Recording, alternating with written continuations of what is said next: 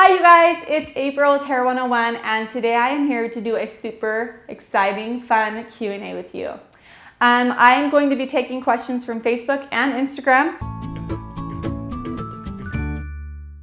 So really quick, before we get started with this Q&A, I wanted to tell you guys about a really cool new app that I found. It's called Snups, and this is what I love about it. Okay, so I can put on all of my favorite hair products, and they have these different shelves.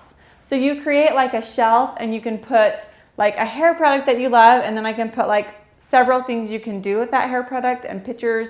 It's kind of like Pinterest meets Instagram and made like an awesome new explosion of an app. So I'm really loving it right now. And something else that's really cool about it that I'm loving right now, because it gives me peace of mind, is that it has private shelves. So you can make a shelf that's like only you can see it, it's just on your phone, and you can keep an inventory of like all of your equipment. So we have like a lot of equipment for YouTube, obviously our cameras and lighting and stuff, and we always worry like, what do we do if anything horrible happened, like the house burnt down and we had to prove that we had this stuff? And like, it's always, you know, you should be taking pictures of the serial numbers and everything, but it's hard to like keep that in a spot. This is so cool because it has this shelf that you can create, and like it has one for appliances, equipment, and they're all private, so it's just you that can see it. So with those shelves, you can keep an inventory of all of your cameras, serial numbers, and have them all in one place with pictures of them. And that's what I love about it, is it's super easy to use. You just take a picture, tag it, you can take a picture of the serial number and then put them all on the same shelf, like all of my cameras, all of my computers. And then I even went through my house and did all of my appliances, which is super nerdy, but I love that I have that there, because I even need to go to the store to buy a new fridge filter, and I don't have to worry about writing down the serial number. I can just go to Home Depot, open up my phone, look at the serial number, and know what filter to get for my fridge. I'm so excited to use it in a couple days when I get that. But the thing that I'm most excited about on the Snups app is the public sharing area shelf that I have.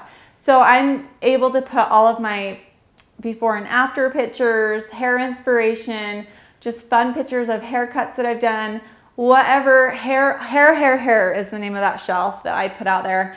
And I can just put my favorite products, selfies of my hair, whatever. I can explain how we do them. But that's super fun, and I'm excited to be able to share that with you guys. So make sure that you go to the link below and follow my profile, Hair 101 with April. And so you can wow my photos, and you guys can follow me and I can follow you back. So make sure you guys go check it out. It's super cool. So let's jump right into the questions and let's see what you guys have for me to answer. Okay, here we go. Do your kids love getting their hair cut? Yes, they beg me to do it, except for Zayd. I don't know why. Zayd does not love getting his hair cut. He wants it to be long, and I have to kind of like make him get haircuts sometimes. But I don't mind it being long. It's just when it hangs over his ears, it drives me crazy. So I've lately just been trimming his ears, and even to get him to do that is a fight, and he gets mad at me. Okay, so here's another question. This is from Love Lily Lolly 11. That is really hard to say. She says, do you ever regret having children? And can I follow? Okay. So do you ever regret having children? No, not for a second. Never, never have, never will. Love my kids. They are my life. And they are the reason why I do everything. So no, not even close to having some kind of regret ever. I know that everyone's not the same, and so there might be people that maybe think like, oh, bummer, I can't do this and I can't do that. But personally, no, I have never felt that way. Absolutely love my kids. How many years have you been married? 10. This is like, come on, let's get some hair ones. Do I have any hidden talents? You guys, I'm an open book. You know all the talents I have, right? Pretty sure that that's all. Wait, I can flap my lips in slow motion. You ready?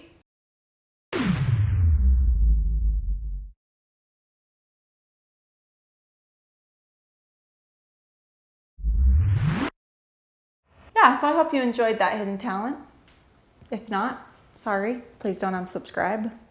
Okay, so someone else asked me, favorite drugstore hairline. You know what? I don't know, but okay, the only one I've tried lately, because I stayed at my mother-in-law's house, and it was the Suave Professionals, and it's actually pretty good. So I'd say the Suave Professionals, which is like really lame, but it was really good. I was surprised. Okay. Will I ever visit Chicago? Probably. I would like to. What am I craving the most? Pickles, and today I ate a bunch of pickles and then puked them up, and I broke my like 3-week non-puking streak because of pickles. So that was really gross. Sorry if that's TMI. Ooh. Okay. Courtney Kool-Aid says her daughter has really thin hair and she's only 4. It's very fine hair. Is there anything she can do to that age? It looks scraggly. So yeah, if it's really straggly, I'm guessing it's like a little bit longer. I would maybe consider asking her if she wants to cut it a little bit shorter. It just tends to look a little bit thicker and have more volume the shorter it gets. But if she doesn't want to chop it off, you could always try using some thickening cream products and like, ooh, there's a good one right here. Yeah, here. See, Redken has this thickening lotion. It's a number 6, and you could put this in your hair before you blow dried it, and that would help thicken it up a little bit. And it has a little bit of hold, so maybe it would hold some of the pieces together so they don't look, in your words, scraggly. So yeah, you could try that. I have a home salon and struggle with pricing. Any ideas? Well, I wish I could talk to you because I'm not sure what there are right now. Are you struggling? It's I can't ask you a question. So if you're struggling with picking prices, then that's one thing. But if you're struggling with actually like making people pay what you want, that's the other thing. I found that it's hard for me to like stick to my guns sometimes. Like I'll have the price list there and it's like highlight starts at 65 and it cuts 30. So you'd be like at 95, right?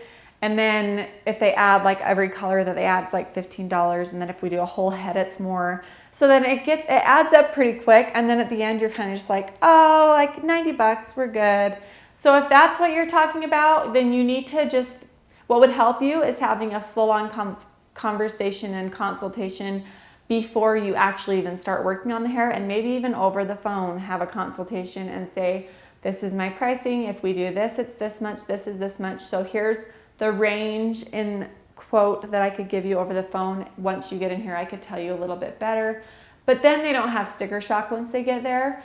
If it's more just like you don't know what to charge, I would say you need to be comfortable with what you're getting per hour. So whatever it takes you, like if you're able to do a cut and color in like 2 or 3 hours on someone, yeah, it's really hard for me to tell you what your prices are. Okay, so here's my real advice. I would even go to a salon somewhere that you feel is like your same skill level where you would be working if you were in a salon, and do similar prices to that.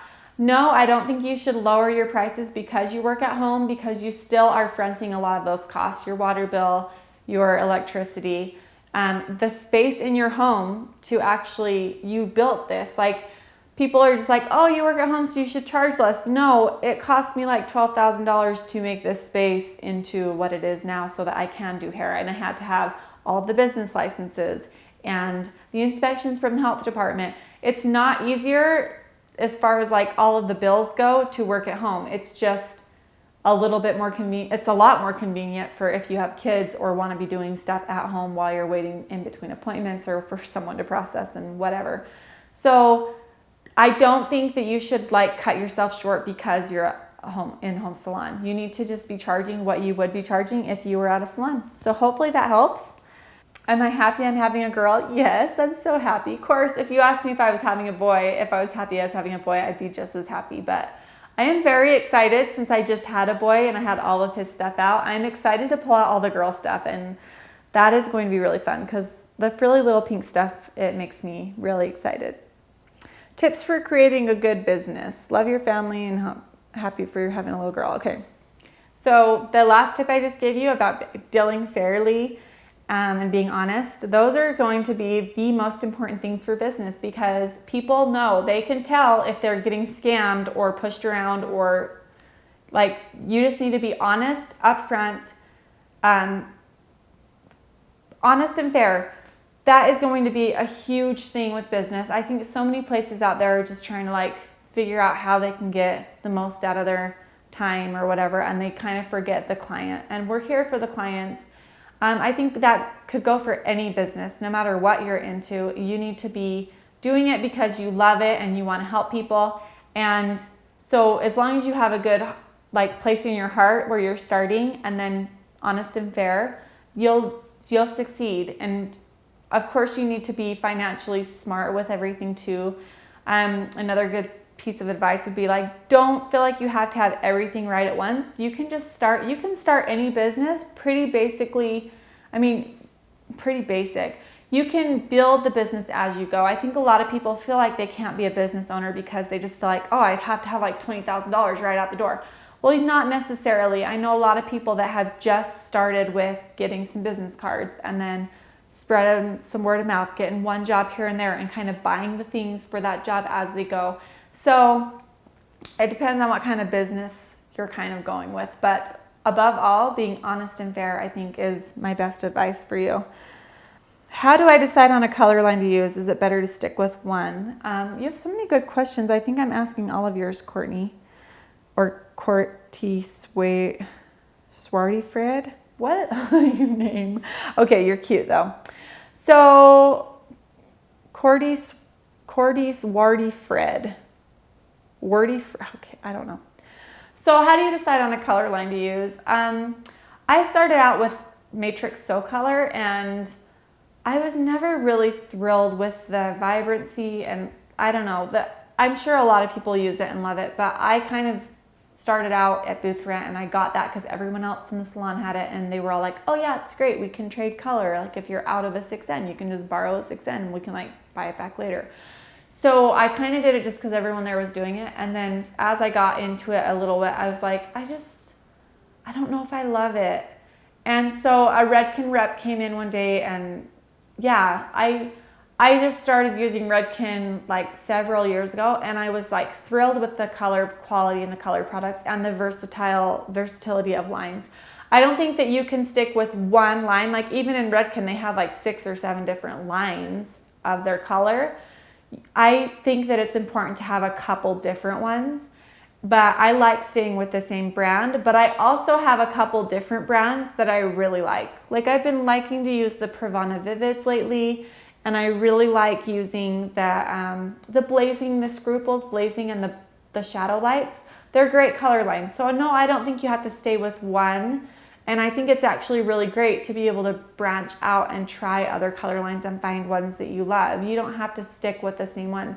However, having one basic color line as like a strong foundation, I think is really important, because if you want to have every single color on hand in a certain line, so that if someone comes in with green hair or like a certain color of hair and you need to get it to a certain spot, you never know that you need those crazy colors. Or someone comes in with bright orange hair and they want it natural. I mean, you need to use the ash green or like the ash blues. So yeah, it's important to have the full line on hand, but as far as what brand, I think it's really up to you. It's personal preference. So I don't think I really helped you decide at all. What is your favorite blow dryer? I absolutely love my GHD blow dryer. It's super lightweight, it dries really fast. It's worth every penny. Love it. And I've tried so many blow dryers. This is by far my favorite. I've tried like Hot Tools and Babyliss Pro. I mean, I've so many. This one is best by far that I've used. Jessica Ann Brady. What do you recommend for a beginner's hairstylist kit? If you're doing like a booth rent, I'm assuming that that's what you're asking. Because a lot of commission salons, you don't really have to bring much in. It's like you probably need a really nice pair of shears. And so I would say invest in a nice pair of shears. I absolutely love the shark fin shears. They have so many different options, but the comfortable grip on them, and like every single pair of their shears is designed with the hairstylist's help and keeping their arms and wrists and their neck safe. So I just love that brand. But But I would say invest in a good pair of shears and a good razor and a good pair of thinning shears. And so your basic tools. No, but invest in like good basic tools, a good pair of clippers and trimmers. And then depending on where you're going, you'll need to invest in some kind of like color liner kit. But I would say if you were having to invest in a color line, start with a couple basics like a demi and a permanent that has like a good gray coverage too. And then start there, and then you can kind of branch out with different lines and color rounds and see what you like. Okay, so Jenny asked, short hair. I'm newer at doing hair, and short women's men's hair mortify me. Okay, so like I said before, practice makes perfect. And every time she does it, she feels like it's her first time. Like, ah! Okay, you need to just get more comfortable with your razor and your thinning shears and just keep messing with it until it's doing what you want it to do. That doesn't mean you keep going shorter. My advice to you would be to start a little bit longer. Like if they bring in an A-line that's here, maybe cut it like pretty drastic, but leave the front a little bit longer. And then you can go in and try to get the texture that they want and ask for them to bring pictures. That can help you a lot. And then you're just trying to recreate that picture, and it helps you to see what kind of texture they're looking for, what kind of like the amount of layers, the length. And even when they bring me a picture, I kind of go through the picture with them and make sure that that's what they want. I'll say, well, this one, like sometimes it's just the front and I can tell that it's an A-line. So I'll say, all right, well, the picture that you gave me, she has an A-line. Do you want an A-line, or do you want to make the front look like that but still keep it kind of like a bob? Like we'll just kind of talk about it. But above all, with short hair, 90% of the time, the people have way more hair than they possibly ever could need. And the shorter it gets, the bigger it gets, and it just gets bigger and bigger and bigger. So you need to remove some of that bulk. You need to texturize it with your razor, your thinning shears, slithering it out with the shears.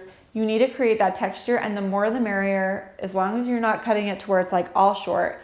But you need to just fill it out and do it dry. Do the cut wet, however you feel like the shape's in there. Dry it out and then say, all right, so on my short haircuts, I always do some detail cutting with short hair when it's dry.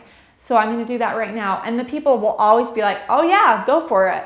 Like they're not, unless they're like, oh no, I think it looks perfect right now, which I've never had, then you go for it and you texturize it and you can go and dry. If you are using a razor on dry hair, make sure it is brand new and sharp. And if it starts to get dull halfway through, change it. That is my best advice. All right, you guys, thank you so much for watching that video. I seriously cannot thank you enough. Every single one of you have been so loving and supportive to me, and I am grateful beyond words.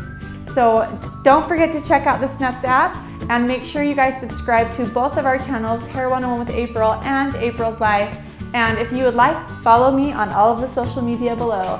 Thanks guys, love you, bye.